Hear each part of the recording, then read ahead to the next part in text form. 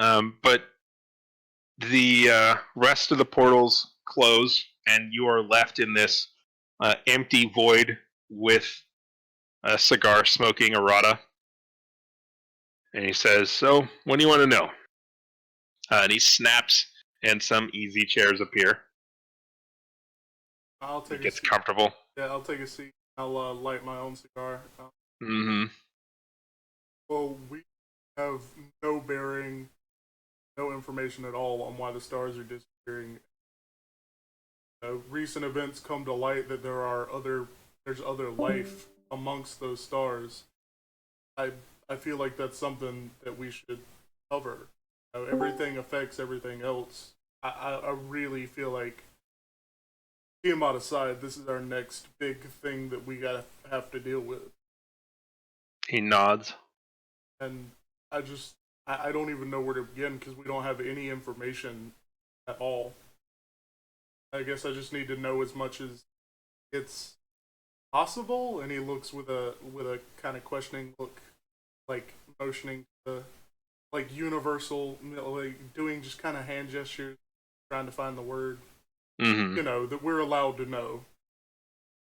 He says, "What do you know about the elements?" Was I out of character? I can't remember. Was the element chart that was covered by Walter and Jesse just yesterday. Well, I know that they're symbols for fire, earth, air, and water, and it's all kind of posed in the universe. He um, he basically drops the mirror, which disappears before it hits the not existing ground. And he draws from his palm almost like a slinky, but there's no slinky.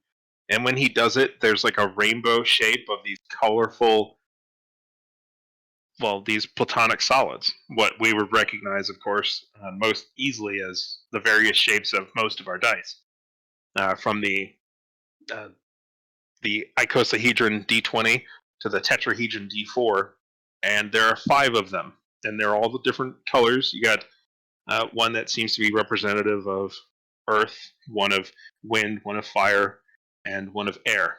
Or rather, excuse me, of earth, wind, fire, and water. I forgot water, excuse me. Uh, and there's a 5th one, the dodecahedron, the 12-sider, the D12 as we would know it, is this deep purple. And it's, like as I said, in this sort of rainbow shaped array of color between his two hands, like a slinky would be. And the dodecahedron is just sort of floating along. And he says that you know that these represent the spirits of the 4 core elements. But do you know what the 5th is? No, actually, I just learned that there was definition applied to alchemy and such the other day. He nods, and he says that he wouldn't be surprised if the things that you hear about these elements are theoretical at best. Yeah, that was the thesis. Here's what we think we know. He says, put all of that aside for a moment and assume that everything you have ever been told is wrong. Not hard to do These. hanging with. That's fair. Uh, he releases from his hands, and the shapes continue to be there. They're just slowly rotating in place in this arc.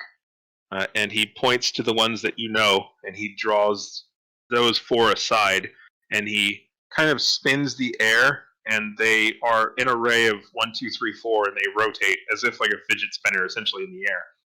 And he says, between these 4 elements is the universe. Everything bears their structure. But this, and he grasps the air around the dodecahedron, and he moves it as if it's in an invisible ball, and he brings it closer, and he says, this is something completely different. And he holds, again, this sort of deep purplish crystal D12 in one hand, while the other four elements swirl around above the other hand.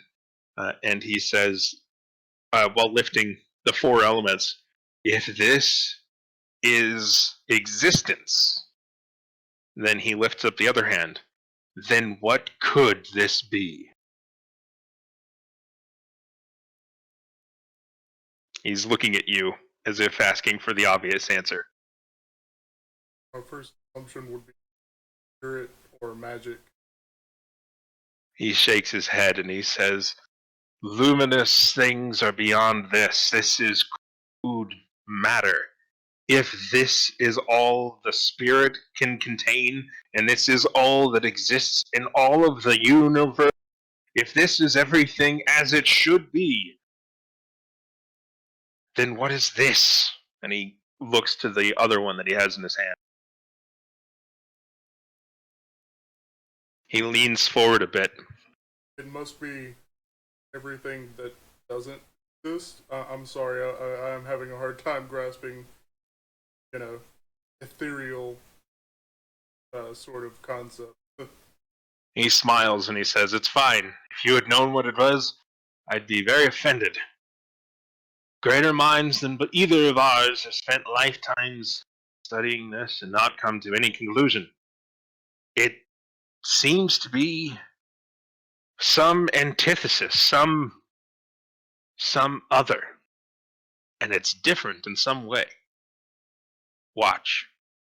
And he brings the two together with this sort of spinning array of the four, and in this one, and he holds it in such a way that this spinning array of the four are essentially flat, and he drops the one on top of where they are spinning, so it's in the center of it.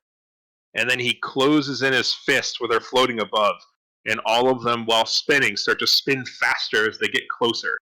And then, in a flash of light, they all turn into this dark purplish D4 that you can see immediately. You recognize this. We recall this moment from the very home that you had met Arata near.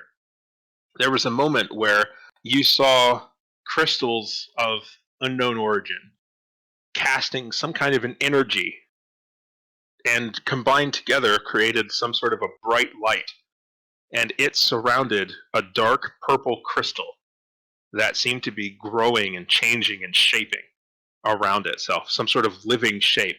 And in this revolving light, you remember that flash, that elemental magic, that pure power that was restraining this fifth element.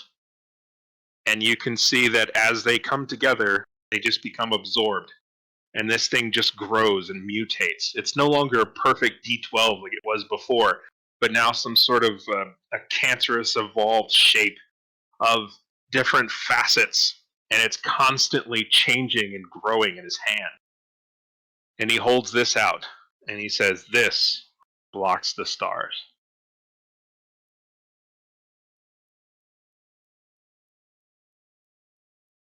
So far beyond anything I ever imagined. I don't. He brings his hand back and lets his palm down and lets the invisible, or rather the blob contained within the clear sphere, presumably, fall, and it disappears before it hits the non-existent ground. And he sits back in the chair and he says, yeah, it's beyond most of the universe. That's okay.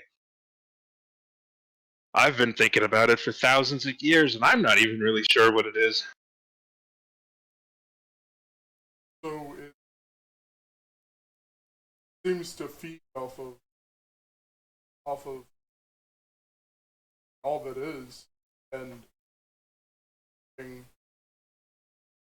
well, not necessarily destroying, but consuming. And He that's nods. why stars are disappearing, is because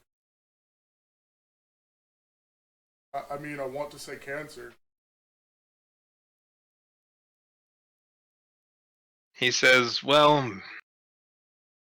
that's partially true. But then he shakes his head and he says, I shouldn't go into detail. We already risk too much trouble with these adventures as they are. If Mistress saw this, the whole thing would be done. And he kind of straightens himself out, and you can see him flick the ash off of the cigar that had, oddly enough, just been kind of floating around. And he sits up again, and he looks across at you, takes a long draw from the cigar, and he says, do you have any more questions? One, stop it. He gives a sad smile, and he says, do you really want to know? Fortunately,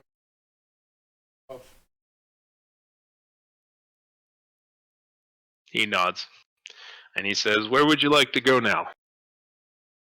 uh, I'll return to where I was with Ollie, and He he ashes his cigar, which he realizes he hasn't done the whole time because he's so been caught up in the thought of it all. mm-hmm. Stands up, kind of exasperated. Arata motions to your side where a rectangle has opened, and through it you can see friends and old and new and odd strangers that are obsessed with dead things and a rock that looks like the heart of a dragon. Through this rectangle, and the universe appears to be frozen, paused in some way, just waiting for your return. And he says, I really do like you guys, and I hope you all like me too. I give you hell sometimes, but I at least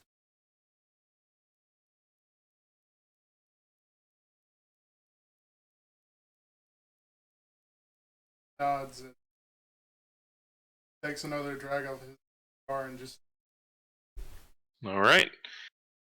You step through and you find yourself in the basement of one of the larger, or rather, the two castles in the center of Hope, the kingdom of humanity. And you're at the very basement of Hope here at the Stone Heart, which is ironic because this building itself um, bears a draconic name. Do you remember the draconic name? I don't know. That's fine. By some strange, almost joke, as if whoever built it knew what was coming. This very building itself bears the draconic name of the Stone Heart of Hope. And here it is, the Stone Heart of Hope.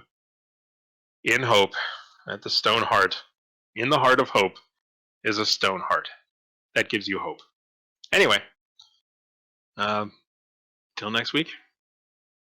Until then. All right.